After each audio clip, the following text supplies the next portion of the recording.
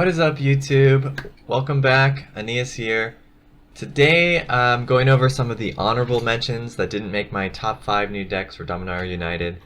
There are plenty more that I didn't cover, but these are the other 5 that I'm pretty confident are playable and maybe can make the cut, but I don't think they're quite as fleshed out or as strong as the other 5 that I already listed in my top 5.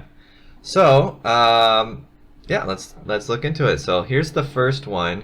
As you know, I'm a big Control fan, big Dimir and Grixis fan, so of course I wanted to build just a pure Dimir control list. And this one actually looks pretty good. It was kind of similar to my Spells Matter list that I made before, so I didn't want to include a second one, but it looks pretty solid, and Urtai was spoiled like right towards the end. So that's an include for sure. You still have Lily and Sorin as planeswalkers to just give you a little bit of extra value. But I think the key thing that's going to be important in Dimir control in the next meta is the instance. So we got things like Urtai's Scorn, which is a counterspell that can sometimes cost 2 mana, which is pretty big. That's like kind of what you always want. Is if you can get a 2 mana counter, then it's pretty solid.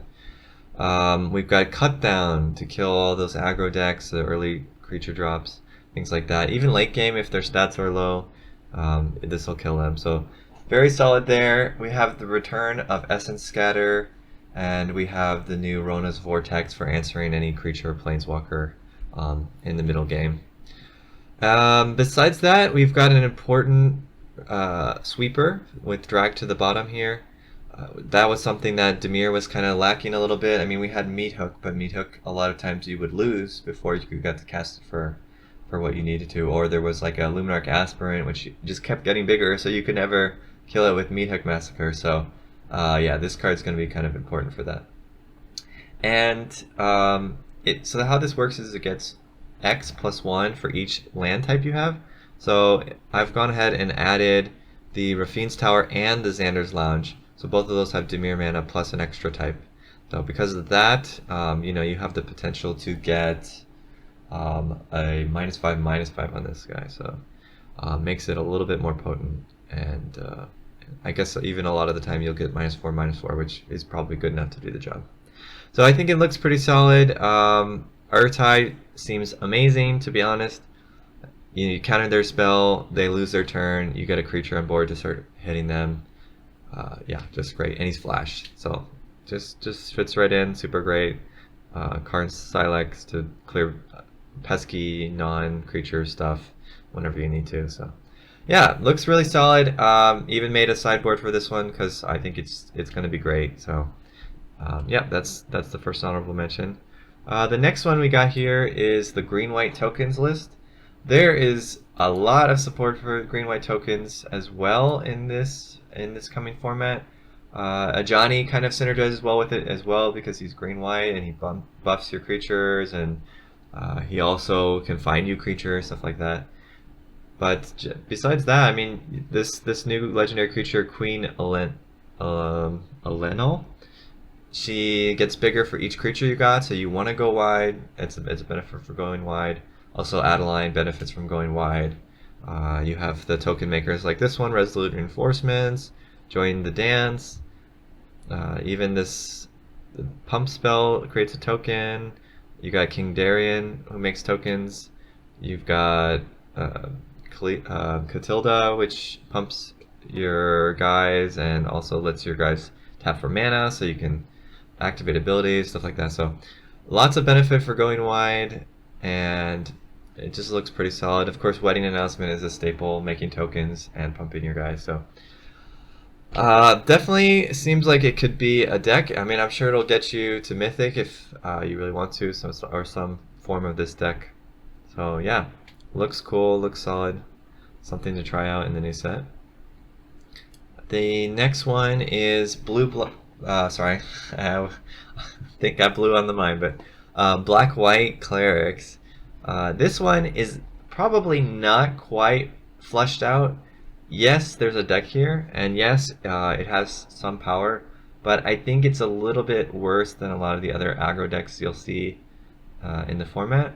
But definitely something to watch out for. Definitely could just be your fun pet deck. Yeah, and as we get more clerics in the next few sets, this could turn into a real strong deck. But basically, the idea: you got some life gain, you got some sacking, you got some like some big creature that protects your other creatures that you can tutor from this Shadowrite Priest. And Shadowrite Priest is buffing all your clerics. You also have ways to get your clerics back from the graveyard with this one, Phyrexian Missionary. And yeah, for BREWS is kind of your sack outlet and gives you kind of benefit for having these disturbed creatures, so you can sack them and bring them back and get some benefit from BREWS. And also this Phyrexian Core Cleric, Elias Ilkor, also wants you to kill your own creatures to like drain the opponent.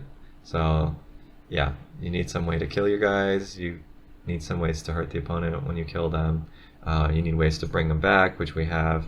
So definitely seems like it's a deck, and it could be good, but I think it's probably missing just one or two other clerics that would make this really strong. So keep an eye on that one. Definitely a contender. Alright, the next one, UB Selfmill. This is similar to clerics. I think it's probably missing maybe one piece, or maybe I missed some card that would make this a little bit more stable. But it's definitely got a lot of the pieces already there. We've got Avon Heartstabber. It's a 2-mana 1/1 flyer that draws you a card and mills 2 cards. And if you have enough in your graveyard, then it becomes a 3/3 with Death Touch. So pretty solid creature. The flying means that you can get in there and draw with your Kaito. Kaito also will help you discard your big creatures that you want in the graveyard. And then you have a bunch of ways to get creatures back with the Graveyard Shift, with the Undead Butler, with your Jinji, and even with the Ludovic. You can exile them and make a big dude. And then this is one of the new creatures, the War Leech. So its power and toughness are equal to the largest mana cost of spell in your graveyard. So the big ones we got are Shadow of Mortality, which is 15, making that a 15/15. Or this Writhing Necromass, which is 7, so that will be a 7/7. So either of those in your graveyard, and you're pretty set. And yeah, so that's kind of the deck. You know, maybe play pattern is you get one of these two drops down on turn 2. You will sack it with something, or have it block your opponent's creature and it dies. You get back like your Necromass, something like that, and you can play for cheaper because you've been milling yourself, kind of thing. Yeah, looks pretty solid. I think maybe you're looking for some 1-drop or something that kind of also works with this. Not sure, but it looks playable, looks like a deck, but yeah, like I said, maybe missing 1 or 2 cards that will make it actually really good. Alright, and then the last honorable mention we got is this Azure Enchantment deck.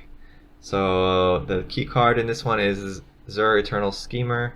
And what does he do? He is a 1/4 flyer. He makes all your enchantments have Death Touch, Lifelink, and Hexproof. Enchantment creature, sorry. And also for 1 and a white, you can turn an enchantment into an enchantment creature forever. So permanently a creature. Yeah, we've got some enchantment creatures here with Dockside Chef, with our sagas. We got enchantment removal. We got, you know, the Spirited Companion, which draws you cards, and it's an enchantment. So all of these are going to be getting Death Touch, Lifelink, Hexproof, which is going to make them very hard for your opponent to kill. And Death Touch means they're good blockers, even though they're 1/1 or 1/2 or 2/2. They're going to kill everything, right? And they're going to gain you life when they attack. So Zur makes them all pretty good. They don't want to be blocked, so we've got the Stronghold Arena. So you're gaining life, you're hitting in. Then you get to play spells for free from your deck. Or not free, but you draw them, you know, by attacking in. So it synergizes pretty well with them having Death Touch and Lifelink. Just drawing you lots of gas for your hand to play more cards.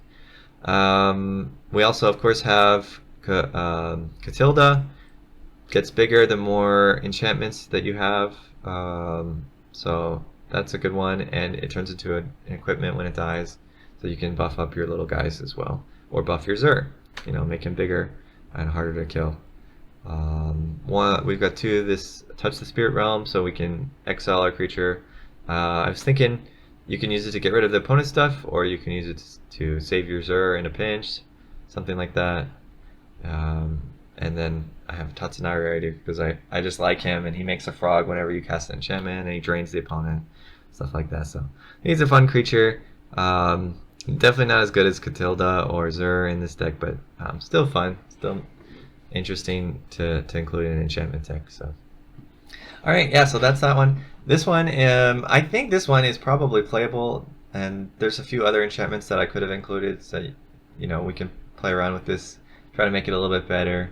See how it goes. Maybe we want more of this arena since we're gaining life anyway. Maybe we want more of the Hallowed Haunting because it's just a really strong enchantment card.